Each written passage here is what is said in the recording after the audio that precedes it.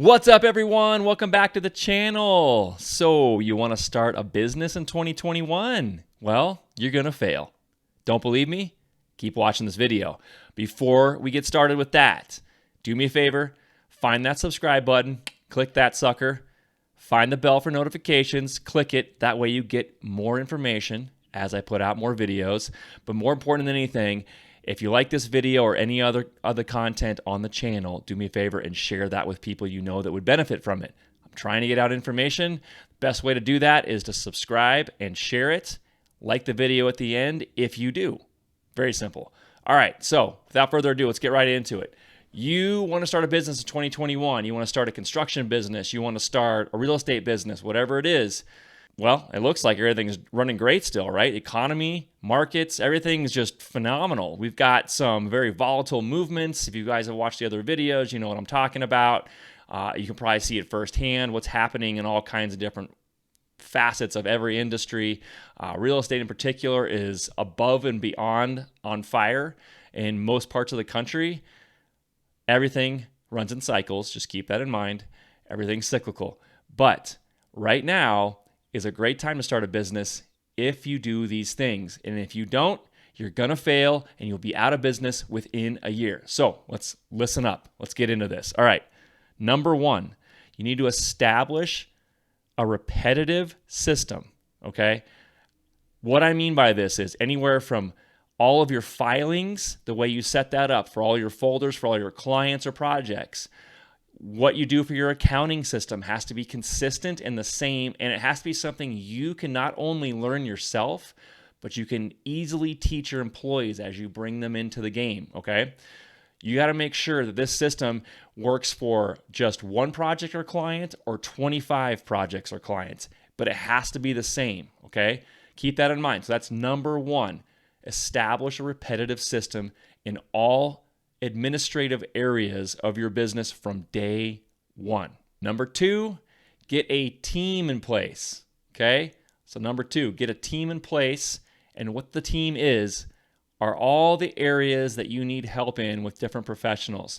Find a CPA that you've been recommended that will help you out with your taxes at every quarter and end of year taxes. Make sure that you have a good lawyer in place when you need them. Remember, lawyers are really expensive. The moment you're on the phone, send them a text, an email, you're going to get dinged. So make sure you establish a good lawyer, but you don't need that person until it's necessary, or you need to write contracts and you need help with some of that stuff. That's a basis for your team. Other parts of your business that you may need depends on what kind of business you're starting, but you need to have a team in place. Another example, if you're a realtor, like I've harped on before, make sure you have a good title company. Make sure you have some good lenders in your back pocket. This team needs to be in place before you go out and actually submit to the state for your business name, etc. Make sure you have that team in place. Okay, this one's really important. Number three, learn how to say no. Okay, and this is really important because you're going to be, hopefully, you're starting businesses that are hot in the industries right now. And the biggest mistake new business owners make is they take on everything. They're kind of a, I can do it all type of business owner. Yeah, we do that. Yeah, we can do that. Yeah, I do everything. Think about what you're actually doing. And I've talked about this in real estate and even in home building before, and just as a contractor. Find a specialty. Find the areas that you are comfortable in. If you're a realtor, find the neighborhood you're comfortable in. Find the type of real estate you want to do as a realtor, i.e. buyer agent, listings only, certain types of properties, work with investors only. Whatever you think your niche is, stay with that. Anything that comes in outside of your niche or your specialty, you got to pass that on. Now, that's part of building your team too, is having those connections. When someone comes in and says, hey, will you do X, Y, or Z for me? Will you remodel my kitchen? I don't remodel kitchens, but I do know a contractor that can do that for you. You pass that on, more likely than not, you get a referral fee for it. Hey, will you list my house for me? I'm only a buyer's agent. I specialize in buyer agency. However, I can find someone within our network, or within my business, within my line of people in my back pocket that I can refer to you to be a listing agent for you. I just don't do that.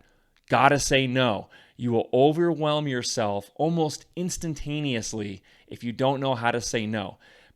Part of the reason I say this, especially I'm harping on contractors and builders, is the more work you take on, the more spread out and thin you become. And if you don't have that system in place, especially organization, you're going to actually start bleeding money. And there's no sense in taking on a job or a client or a project if all you're going to end up doing is spending money. You might as well be sitting at home playing video games or twiddling your thumbs and not spending any money. But the last thing you want to do as a business owner is actually bleed money and pay to work. All right. So say no. All right. Number 4, don't hire people too early. Work yourself as far as you can into your system before you need to actually bring on help.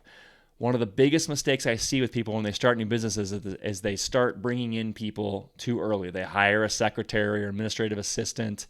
They hire an agency team, a transaction coordinator, whatever. Learn how to do all of that yourself and stay busy. Again, if you're saying no and you're staying within your specialty, yes, you're going to be extremely busy and you'll be doing all the work. You're going to be wearing all the hats at the beginning. But there's 2 reasons for this. One, you want to make sure as a business owner you can run every aspect of the business. It doesn't necessarily mean you have to be doing every aspect, but you need to know how to run every aspect. And number 2, you start paying someone too early and you don't have enough work to cover their salary or their pay plus yourself, guess what? You're going to fail. Okay? That's important. Work yourself to the bone to the point where you literally couldn't take on another project or client without hiring somebody. You'll know that threshold, trust me. All right, last but not least, this is the most important thing, and this is what I've been telling people for a long time, especially the last year and a half. Make sure that you're not making your decisions based on fear. Have no fear. I'm not saying don't recognize it, but as a new business owner and as a business owner in general, it's going to be scary times. You're going to be fearful of things, but you can't let the fear dictate your decision in doing something or moving forward or taking a step. All right? Recognize that it's there, assess the risks, and then make a real decision. Don't be scared to be successful. If you guys can put those in place, you're going to be right on par with where you should be in 2021, and you'll have a successful business in the next year. All right. Hopefully that helps. If it does, if you know somebody that might help, make sure you share the video. If you got any more questions, comments, whatever you want to do, drop them below for me. Check out the other videos on the channel. I appreciate you guys. Podcast on all audio platforms. Live stream every Wednesday. Building wealth and health. And until next time, most importantly, guys, keep building. You can see the world the way it really is. Always.